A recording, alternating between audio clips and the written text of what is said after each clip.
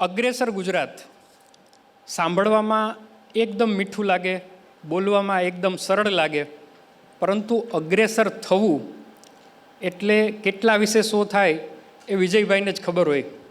ગુજરાતને જ્યારે નરેન્દ્રભાઈએ ગુજરાતની ધરા સંભાળી ત્યારે ગુજરાતને એક નવા લેવલ ઉપર આપણે લઈ ગયા અને એ ગુજરાત પાસે અપેક્ષાઓ પણ અપાર હોય. 6.5 કરોડ ગુજરાતીઓ તો આશા રાખે જ, સાથે સાથે આખી દુનિયાની નજર પણ એ ગુજરાત ઉપર રહે એ સ્વાભાવિક છે. સફળતાના 5 વર્ષ વિજયભાઈએ પૂરા કર્યા. આગળનો રોડમેપ શું છે, ગુજરાતને કઈ દિશામાં લઈ જવું છે એની ચર્ચા કરીશું. તો વિજયભાઈના શિરે છે સૌથી મોટી જવાબદારી. પરંતુ મિત્રો, જે વ્યક્તિ નસીબદાર હોય તો સ્વાભાવિક છે કે કેટલું સરસ કામ થઈ જાય. એનું એક ઉદાહરણ આપણે વિજયભાઈએ જ્યારે સત્તાના સૂત્રો સંભાળ્યા 2016માં ઓગસ્ટમાં, એના 10મા દિવસે જ નર્મદા બંધના જે વર્ષો જૂનો પ્રશ્ન હતો એના દરવાજા ચડાવવાના જે નિર્ણય બાકી હતો એ નિર્ણય પણ થઈ ગયો. તો વિજયભાઈ, એવું કહી શકાય કે પહેલી જ ઓવરમાં સિક્સર. પહેલી ઓવરમાં સિક્સર એ અહમની વાત થશે, પરંતુ ઘણી વખત મેચમાં અગાઉ ધુરંધર લોકોએ જે રીતે રમત રમ્યા હોય છે, બેટિંગ કર્યું હોય છે, એટલે સ્વાભાવિક છે કે પીચ પણ સેટ થઈ ગઈ હોય છે. હું સેટ થયેલી પીચ ઉપર આવ્યો હતો. નરેન્દ્રભાઈ મોદીએ જે રીતે 13 વર્ષ ઈમાનદારીથી, પરિશ્રમની પરાકાષ્ઠા સર્જીને દિવસ રાત મહેનત કરીને જે સેટ કર્યું એના ઉપર મારે રમવાનું હતું. એટલે સ્વાભાવિક છે કે મને કોઈ ચિંતા નહોતી. પીચ સેટ હતી. ગુજરાતની જનતા સંપૂર્ણ રીતે પાછળ હતી. એટલે જ મેં કીધું છે કે હું 2020 રમવા આવ્યો છું. અડધી પીચ ઉપર જ રમું છું. પાછળની ચિંતા નથી. એટલે ઘણી વખત શું છે કે પાછળની ચિંતા હોય તો માણસ એકદમ બેકફૂટ ઉપર રમતો હોય છે. આપણે ફોરવર્ડ રમીએ છીએ અને એને કારણે ધડાધડ આપણે એક પછી એક વસ્તુ કરતા ગયા. નરેન્દ્રભાઈએ જે પથ એમને કંડાર્યો છે એના ઉપર આપણે આગળ ને આગળ વધતા ગયા. પરંતુ વિજયભાઈ, બોલ સ્વિંગ થશે તો હવે બેટિંગ કરવું તમે કઈ રીતે કહું છું? હવે સેટ થઈ ગયું છે. આંખ પણ સેટ થઈ ગઈ છે. બેટ પણ હાથમાં મારી પાસે સ્થિર છે. એટલે ગમે તેવા સ્વિંગ બોલ થાય ને, કારણ કે એક વખત આખું આમ સેટ થઈ ગયેલું હોય પછી કશી ચિંતા નથી હોતી. ચિંતા ક્યારે હોય કે જ્યારે તમે કન્ફ્યુઝ હો, તમારામાં આત્મવિશ્વાસ ન હોય, તમને જ દરેક વસ્તુ ચિંતાજનક લાગતી હોય, ત્યારે માણસ ડિફેન્સમાં આવી જાય છે. અને ડિફેન્સ હું માનું છું ઇઝ એ ડેડ. એનાથી મૃત્યુ જ હોય, બીજું કશું ન હોય. ડિફેન્સમાં જવાય જ નહીં, ફોરવર્ડ જ રમવું પડે. બિલકુલ. વિજયભાઈ જે આત્મવિશ્વાસથી વાત કરે છે, મિત્રો એક એક્ઝામ્પલ આપું કે 5 વર્ષનું શાસન અને 1700 નિર્ણયો પ્રજાલક્ષી, એટલે દર 1.25 અને 1.5 દિવસે એક પ્રજાલક્ષી નિર્ણય લીધો છે. તો વિજયભાઈ, તમને એ પૂછવા માગીશ કે તમે જ્યારે સંગઠનમાંથી પણ આગળ વધ્યા, ધીરે ધીરે કેબિનેટ મંત્રી પણ બન્યા, તો બ્યુરોક્રેસી પાસે કામ લેવું કેટલું કઠિન? કારણ કે દર 1.25 દિવસે એક નિર્ણય લેવો પ્રજાલક્ષી બહુ ટફ હોય છે. એકચ્યુઅલી નિર્ણયો એમનેમ થતા નથી. કોઈ પણ નિર્ણય કરવો હોય તો ઓછામાં ઓછી 2 થી 3 મિટિંગ, સર્વગ્રાહી ચર્ચાના આધાર ઉપર બધાના મત લઈને આપણે નિર્ણય સારી રીતે લઈ શકીએ છીએ. એટલે એક નિર્ણયની પાછળ 2-3 મિટિંગ કરવી જ પડે. અને ગુજરાત હવે રાજ્યોની કોમ્પિટિશનમાં નથી. ગુજરાત માટે અતિ સુવર્ણ સમય છે આ. કારણ કે અગાઉ નરેન્દ્રભાઈ મુખ્યમંત્રી હતા ત્યારે દિલ્હીમાં સરકાર બીજી હતી. એને કારણે ઘણા હર્ડલ્સ, ઘણા વિરોધો. મોદીને જસ ન મળે માટે નથી જ મંજૂરી આપવી, આ માનસિકતા. અને સીબીઆઈથી માંડીને અનેક રીતે મુશ્કેલીઓ નરેન્દ્રભાઈએ એનો સામનો કર્યો હતો. મારા નસીબ સારા છે કે મોસાળે માં પીરસનાર છે, એટલે દિલ્હીમાં આજે આપણી સરકાર છે. અને નરેન્દ્રભાઈ મુખ્યમંત્રી હતા, ગુજરાતની એક સમસ્યા, ગુજરાતનો વિકાસ, ગુજરાતની આવશ્યકતા, ગુજરાતની જરૂરિયાત, ગુજરાતને ખૂણે ખૂણેથી પોતે પરિચિત છે. એટલે જેને કહીએ ને કે મારે ચેલેન્જ એ જ હતી કે સમય વેડફાય નહીં, આ તકનો લાભ લઈએ. દિલ્હીમાં મોસાળે માં પીરસનાર છે તો વધુને વધુ ગુજરાતને ફાયદો કેમ થાય, એ જ વસ્તુને ધ્યાન આપીને આપણે સતત કરતા ગયા કામો. વિજયભાઈ, 5 વર્ષ સુધી તમે સફળ શાસન કર્યું, પરંતુ આ શાસન છે એ ઝિગઝેગ ટાઈપ છે, એક થરોલી આપણે ન ગયું કહેવાય, કારણ કે ઘણા બધા કુદરતી પડકારો જોયા અને સૌથી છેલ્લે કદાચ અહીંયા બેઠેલા તમામ લોકો પ્રત્યક્ષ કે પરોક્ષ રીતે એનો શિકાર બન્યા હશે. એક કોરોના જેવી મહામારી પણ આવી. મને યાદ છે કે 2 વખત ઇન્ટરવ્યૂ કરવાનો અવસર મળ્યો કોરોના કાળ દરમિયાન, ત્યારે પણ તમે ચિંતિત હતા. ઓફ કેમેરા પણ તમે ઘણી બધી વાતો કરતા હતા કે કઈ રીતે ગુજરાતને આમાંથી પાર કરવું. તો ક્યારેય તમને ડર લાગ્યો કે આ કોરોના જેવી વિપત્તિ છે અને આ વિપત્તિમાં જ્યારે ગુજરાતની જવાબદારી તમારા સિરે છે તો કોઈ આડું અવડું કદાચ થશે, સુવિધા નહીં મળે તો આપણે મુશ્કેલીમાં આવશું? હું એમ માનું છું કે કોઈ પણ આપત્તિ વિપત્તિ, પછી એ કોરોના જેવી વૈશ્વિક મહામારી હોય, તાવતે વાયુ વાવાઝોડા હોય, અત્યારે વરસાદ ખેંચાણો છે, કાલ શું થશે એની ચિંતા પણ છે આપણે. આ તો બધું ક્રમમાં ચાલ્યા કરતું હોય.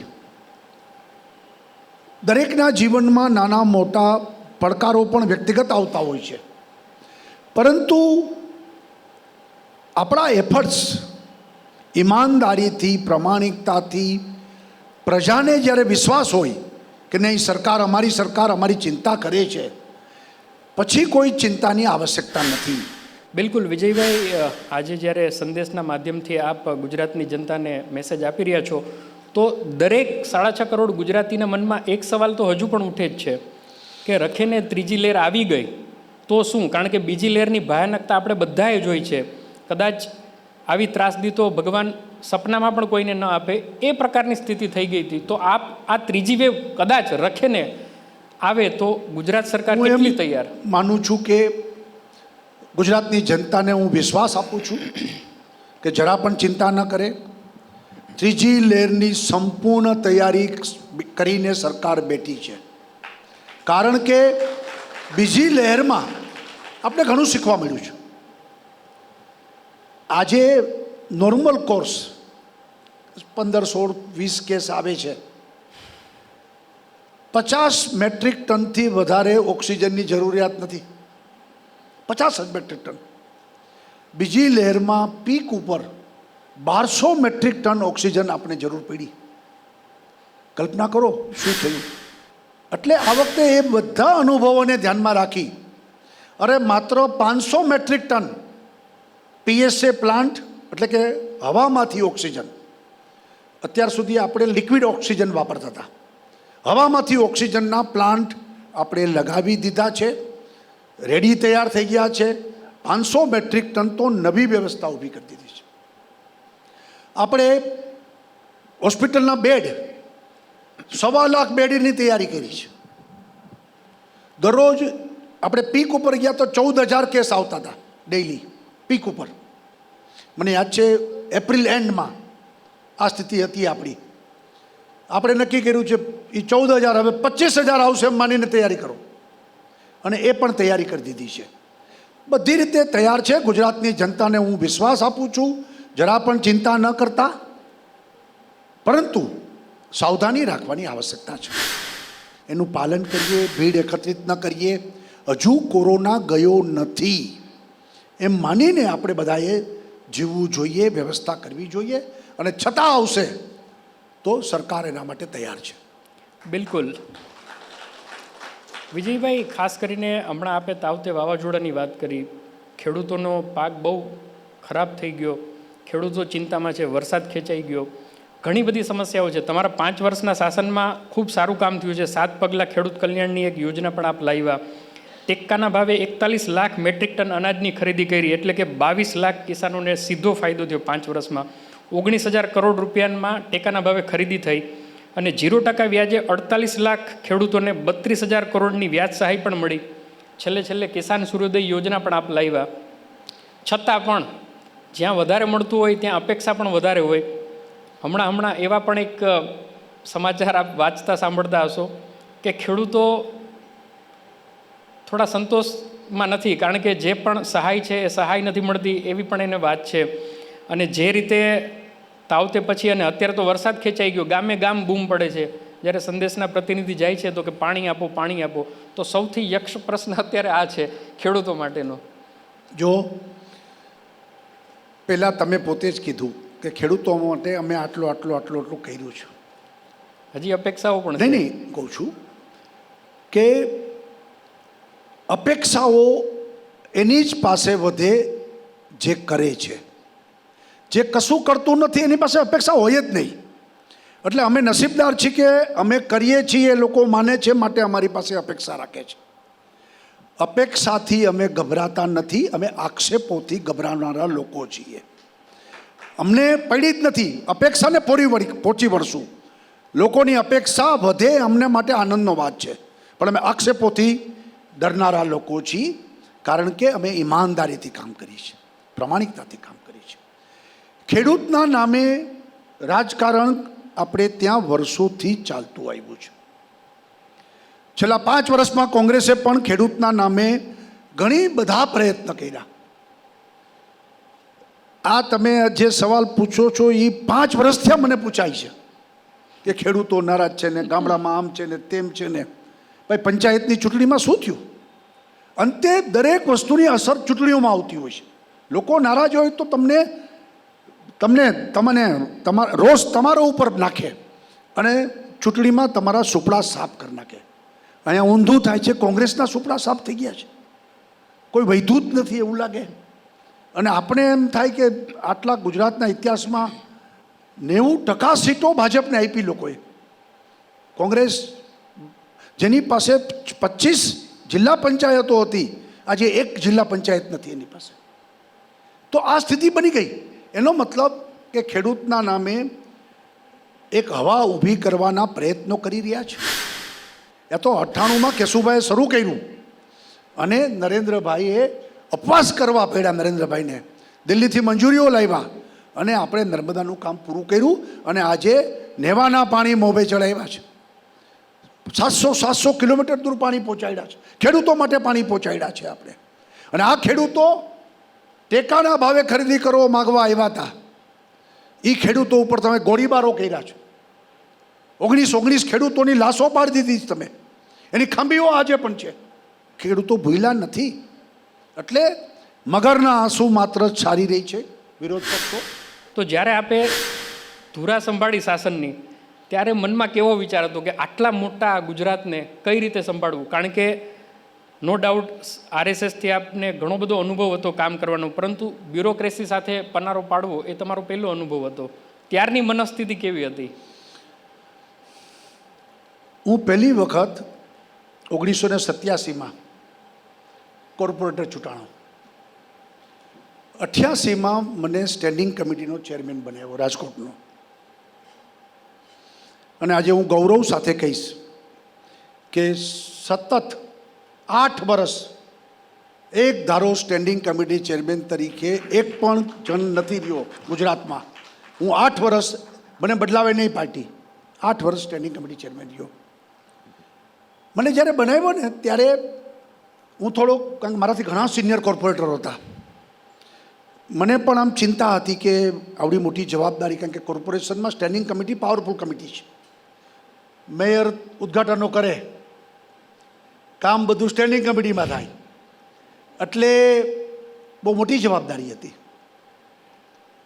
ત્યારે હું મારા આરએસએસના એક વડીલને મારી વ્યથા કહેવા ગયો. મેં કીધું આ મને જવાબદારી પાર્ટી સોંપે છે. મેં પાર્ટીને કીધું કે ભાઈ હું હજી નવો છું, 1 વર્ષ થયો છું કોર્પોરેટરને, બીજો વિચાર થાય તો સારું. જનરલી રાજકારણમાં બીજાને આપો એવું કહેવાતું જ નથી, મને જ આપો એમ. પણ હું ખરેખર ઈમાનદારીથી મેં કીધું ભાઈ સિનિયર આટલા લોકો છે, મને ક્યાં માં નાખો છો? પણ પાર્ટીએ કીધું નક્કી છે, હવે તમારે કરવાનું છે. એટલે હું મૂંઝાવું છું, શું કરવું? એને બહુ સરસ સલાહ આપી છે, આજે હું ભૂલ્યો નથી. હવે તેથી તો મને મુખ્યમંત્રીનું કોઈ સપનું કોઈ ખૂણામાં નહોતું. 87ની વાત 88ની વાત કરું છું. આ મને એમને એમ બહુ સરસ વાત કરી, બે વાત કરી કે વિજયભાઈ, કોઈ પણ જવાબદારી દુનિયામાં પાર્ટી તમને સોંપે અથવા તો આપને મળે તો ગભરાવાનું નહીં. બે જ વસ્તુનું ધ્યાન રાખવાનું. એક, તમારા બોનાફાઇડ ડાઉટ થવા જોઈએ નહીં. એટલે ઈમાનદારીથી કામ કરવું. લોકોને ભરોસો હોવો જોઈએ કે માણસ ઈમાનદાર છે, નિર્ણયો સાચા ખોટા થાય પણ એમાં એનું કોઈ વ્યક્તિગત હિત નથી. એ જો તમારી બોનાફાઇડ ક્લિયર હશે ને તો તમને દુનિયા આખી મદદ કરશે અને તમે સફળ થશો. બોનાફાઇડ ડાઉટ થઈ ગયા કે આના ક્યાંક ગરબડ હોય એટલે સાચી વાત એ લોકો છે ને એમ કહેશે કે ભાઈ રાખો ને હમણાં વિજયભાઈ ભલે કે આપણે છે ચેક કરી લ્યો શું કરવું છે આનું. એટલે બોનાફાઇડ ડાઉટ થવા ન જોઈએ. અને બીજી વાત એને એમ કીધી, તમે કીધું ને ગામડાનો માણસથી માંડીને લક્ષ્મી મિત્તલ સુધી મળવા આવે તો આપણા ટેબલની સામે બેઠેલો વ્યક્તિ અરજદાર એને સાંભળો ત્યારે 1 મિનિટ તમારી જાતને ત્યાં મૂકવી તો તમને એની વ્યથા સમજાશે, એના પ્રશ્નો સમજાશે, એની વાત સમજાશે તો તમે એને મદદરૂપ થઈ શકશો. પણ તમે જો તમારી જાતને ખુરશી ઉપર મહાન ગણીને રાખશો તો આ બધી વાતોમાં આપણને એમ લાગશે કે આ હું ટાઈમ બગાડે છે આપણો. પણ તમારી 1 મિનિટ પૂરતી તમારી જાતને ત્યાં મૂકશો તો તમને એની વ્યથા સમજાશે અને એને જ કારણે તમે સફળ થશો. તમને ફીડબેક મળશે લોકોના, લોકો તમારે ત્યાં આવતા થશે, લોકોએ સમજવું છે, લોકો જોવે કે ભાઈ આ કામ કરે છે તો લોકોના ટોળા આવે. લોકોને એમ થાય કે આ મૂર્ખ બનાવે છે અથવા ખાલી આમથી આમ ફેરવે છે તો 2 વાર આવે, 3જી વાર આવતા બંધ થઈ જાય તમારે ત્યાં કે છોડો ને ભાઈ ત્યાં જવાથી કાંઈ લાભ નથી. અને એ દૃષ્ટિથી તમે જો તમારો વ્યવહાર કરશો પબ્લિક ડીલિંગ તો વાંધો નહીં આવે. અને ત્રીજી વાત, આપણે ખુરશી ઉપર બેસવાનું છે. ખુરશી આપણા ઉપર ન બેસી જાય, અહંકાર ન આવે, આટલી વાત તમે ધ્યાન રાખશો તો બધી બાબતમાં સફળતા મળશે. એટલે એ ગુરુમંત્ર મને હજી મગજમાં છે. અને જ્યારે મુખ્યમંત્રીની જવાબદારી મને નરેન્દ્રભાઈએ સોંપી ત્યારે એ જ આત્મવિશ્વાસ હતો કે ભાઈ આપણે ખોટું કરવું નથી, ખોટું થવા દેવું નથી, તો ચિંતા છે નહીં, કરશું કામ બધું, લોકોને સાથે લઈને કરશું. અને તમને કહું કે દર સોમ મંગળ મારે ત્યાં ખૂબ મોટી સંખ્યામાં લોકો મળવા આવે છે. નાનો ગરીબ માણસ પણ અરજી લઈને આવે છે ને હું એને મળું છું. ગયા મંગળવારે જ 780 લોકો 2 કલાકમાં મને મળ્યા છે અને બધાને મળવાની છૂટ હોય છે. આ પદ્ધતિથી કામ કરીએ છીએ અને એને કારણે બ્યુરોક્રસી પણ જોતી હોય છે. એ તો શરૂઆતમાં જ ટેસ્ટિંગ કરી લે છે કે ભાઈ કેટલામાં છે. એમાં દરેક પ્રકારના ટેસ્ટિંગ આવી જાય આપણા કે કરપ્ટ છે, વાતું કરે છે, ખાલી નક્કર છે. અને એ પછી એને પણ લાગે કે ભાઈ ઈમાનદારીથી કામ થાય છે તો બધા સહકાર આપે જ છે અને એના વગર શક્ય પણ ન બને. યુવાનોને હજુ એવું પણ થતું હોય છે કે આ સરકાર છે હજુ અમને વધારે આપે, અથવા તો ફરીથી વિપક્ષ છે એ પણ એને એ જ રીતે જોતો હોય છે, અથવા તો યુવાનોના આંદોલનો પણ, ત્યારે આપ મુખ્યમંત્રી પણ હતા પરંતુ એ પહેલાં પણ યુવાનોએ જે આંદોલનો શરૂ કર્યા તો ફરીથી એવું લાગે છે કે મેં કીધું એમ 80થી વધુ યુનિવર્સિટી થઈ, પ્રાઇવેટ યુનિવર્સિટીને છૂટ આપી છે. આવો સ્પર્ધામાં જેને જોતી હશે એને આપશું, નોર્મ્સ મુજબ આપશું અને આપણે આપીએ છીએ. ગુજરાતનો વિદ્યાર્થી હવે બહાર જવું પડતું નથી. અમે ભણતા ત્યારે બિચારો ઠેઠ મનાલી જાય ને બેંગ્લોર જાય ને પછી તો મેડિકલમાં તો મોનાબેન બેઠા છે, કઝાકિસ્તાન ડૉક્ટરના છોકરાઓ ડૉક્ટર બને એવું જ બધા ઈચ્છતા હોય એટલે કઝાકિસ્તાન મોકલે ને રશિયા મોકલે ને ચાઇના ભણવા જાય ને. આજે આપણે ત્યાં 6000 મેડિકલની સીટ થઈ ગઈ છે, 900માંથી 6000. મેડિકલ કોલેજો પણ વધી અને અમારો નિર્ધાર છે કે આવનારા દિવસોમાં દરેક ડિસ્ટ્રિક્ટ, પછી નાની ડિસ્ટ્રિક્ટ કેમ ન હોય, હમણાં મોરબીને જમીન ફાળવી, બોટાદને જમીન ફાળવી, દરેક જિલ્લામાં એક મેડિકલ કોલેજ. આ એકદમ અશક્યને શક્ય બનાવ્યું છે. સેક્ટરલ યુનિવર્સિટી વધારી છે. એન્જિનિયરિંગ કોલેજોમાં 50% સીટ ખાલી છે, 50% સીટ આજે ખાલી છે. અને નર્સિંગથી માંડી અને સંસ્કૃત મહાવિદ્યાલય સુધી આપણે પહોંચ્યા છે. આંબેડકર યુનિવર્સિટી, અહીંયા અમીબેન બેઠા છે વાઇસ ચાન્સેલર, તો આપણે એના કોર્સને છોકરાઓ ઘરે બેઠા, મોટી ઉંમરના લોકો પણ ભણે એની વ્યવસ્થા કરી છે. અને ત્યાર પછી સ્કિલ યુનિવર્સિટી આપણે ડેવલપ કરી છે. હવે સ્કિલનો જમાનો આવી રહ્યો છે. કૌશલ્ય એ જ મહત્વ બનવાનું છે, કારણ કે નવા નવા મશીનો આવતા જાય છે, નવી નવી ટેકનોલોજી આવતી જાય છે. આજે ગુજરાત ઇનોવેશનમાં સ્ટાર્ટઅપમાં નંબર 1 છે આખા ભારતમાં. 3 વર્ષથી પહેલો નંબર આપણો છે. અને આપણા સ્ટાર્ટઅપ સામે બીજા રાજ્યોના સ્ટાર્ટઅપ ઓછા છે. આપણે આઈ ક્રિએટ ઇઝરાયલ સાથે કંઈક ક્રિએટ કર્યું છે કે છોકરાઓ આવે, પોતાના વિચારો મુજબ પ્રયત્ન કરે અને પોતાનું સ્ટાર્ટઅપને પેટન્ટ મળે અને એ પછી માર્કેટિંગ કરે. જોબ ગીવર બને, જોબ સિકર નહીં. પોતે નોકરી આપતો થાય, નોકરી માટે ભાઈસાબ કરતો નહીં. અને એને કારણે આજે ગુજરાતમાં જે એફડીઆઈનું ઇન્વેસ્ટમેન્ટ હાઈએસ્ટ છે આપણું, આજે ગુજરાત આખા ભારતમાં છેલ્લા 10 વર્ષથી, અને આ વર્ષનો તો રેકોર્ડ છે કે બેરોજગારી દરમાં આપણે સૌથી નીચા છીએ, 1.8%. બીજા બધા રાજ્યો 20% બેરોજગારી દર છે અને આપણે 1.8%. બિન અનામતનું આયોગ બનાવ્યું, એનો પણ લોકોને લાભ મળ્યો છે. મુખ્યમંત્રી સ્વાવલંબન યોજના અંતર્ગત સેલ્ફ ફાઇનાન્સ કોલેજમાં 50% સબસિડી આપી છે. અને વિદેશ જવાના વિદ્યાર્થીઓને 4% લોન, 4% આપણે લોનથી પૈસા આપીએ છીએ, બાકીના 4% સરકાર ભોગવે છે. એટલે યુવાનોને તક મળે. Service sector, manufacturing sector, agriculture sector, આ ત્રણેય સેક્ટરમાં જોબ ક્રિએશન થાય. હું વારંવાર બોલું છું, અયોધ્યા મેં રામ, અમે કહીએ છીએ અયોધ્યા મેં રામ મંદિર બની રહ્યું છે. યુવાનો કો કામ, કિસાનો કો સही दाम, महंगाई पे लगाम, हटा दो भ्रष्टाचारी बदनाम. આ 4-5 વસ્તુ ઉપર તમે ધ્યાન આપો તો જ લોકોની જે અપેક્ષા છે કે હવે આ દેશમાંથી ગરીબી, બેકારી, ભ્રષ્ટાચાર, ક્યાં સુધી આ બધા શબ્દોને સાંભળવાના છે. અને આ સ્લોગન જ માત્ર બની રહે, એને બદલે વાસ્તવમાં ગરીબી દૂર થાય, બેકારી દૂર થાય, ભ્રષ્ટાચાર દૂર થાય અને ભારત માતા વાસ્તવમાં જગતજનની બને, એ માટે કામ કરીએ. ભાવનગરમાં આપે સીએનજી ટર્મિનલ સૌથી મોટું, અને કચ્છની અંદર ભારતનો સૌથી મોટો હાઇબ્રિડ પ્લાન્ટ, આખા વિશ્વમાં પહેલો સીએનજી ટર્મિનલ આપણે બનાવી છીએ ભાવનગર. આખા વિશ્વમાં ક્યાંય સીએનજી ટર્મિનલ નથી, એલએનજી ટર્મિનલો છે બધે. ગુજરાતમાં 6 એલએનજી ટર્મિનલ પોર્ટ ઉપર છે. ભાવનગર પોર્ટ ઉપર પહેલું સીએનજી ટર્મિનલ આપણે બનાવી રહ્યા છીએ અને મફતલાલ ગ્રુપ એ કામ કરી રહ્યું છે. અને આખા વિશ્વનો સૌથી મોટો રિન્યુએબલ પાર્ક, 30,000 મેગાવોટ. એનો મતલબ આખા યુપીને એક દિવસની જે લાઇટ પૂરી પાડે, આખા ઉત્તર પ્રદેશને, એટલી આપણે એક દિવસમાં રિન્યુએબલ એનર્જી ત્યાં પેદા કરશું કચ્છમાં. એનું કામ પણ શરૂ થઈ ગયું છે, કામ ચાલે છે. અમારા સંદેશ માધ્યમથી આપ કહી શકશો ટેસ્લા ગુજરાતમાં આવે છે કે નહીં? કારણ કે કર્ણાટક અને મહારાષ્ટ્ર છે, અમારો વાતચીત ચાલે છે, પ્રયત્ન ચાલે છે. વિદેશની કંપનીઓ આમ કહે ને કે જોખીને આમ એકદમ નિર્ણય જોખીને જવાબ દે. નહીં, અમારા પ્રયત્ન ચાલે જ છે. અને હું માનું છું આવવું જ પડશે. જે રતન ટાટાએ કીધું છે ને કે જે સ્ટુપિડ હોય અહીંયા ન આવે, અહીંયા બધી કંપનીઓએ આવવું જ પડે એવું વાતાવરણને બનાવવું છે. બધા આવશે જ.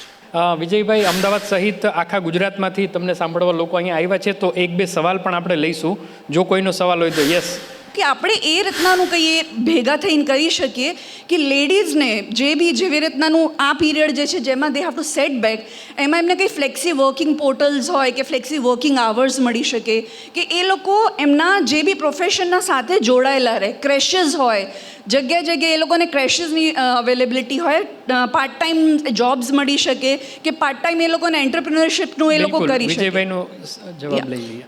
એટલે પતિ જે પ્રશ્ન, હાજી. વાત સાચી છે તમારી. મારી દીકરી પણ સીએ છે.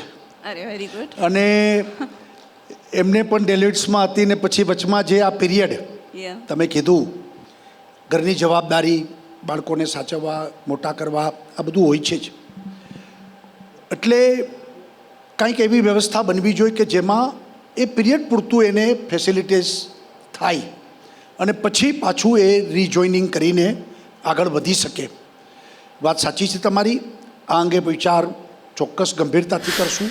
તો જે પ્રકારે વિજયભાઈએ દિલ ખોલીને વાત કરી, આટલું મોટું રાજ્ય છે, શાસન કરવું, નાની મોટી ભૂલો પણ થાય, ક્ષતિઓ પણ આવે, પડકારો પણ આવે, પરંતુ કંઈક કરી છૂટવાની અને 6.5 કરોડ ગુજરાતીઓની સેવા કરવાની ભાવના હશે તો જનતા જરૂર કહેશે વિજયી ભવ.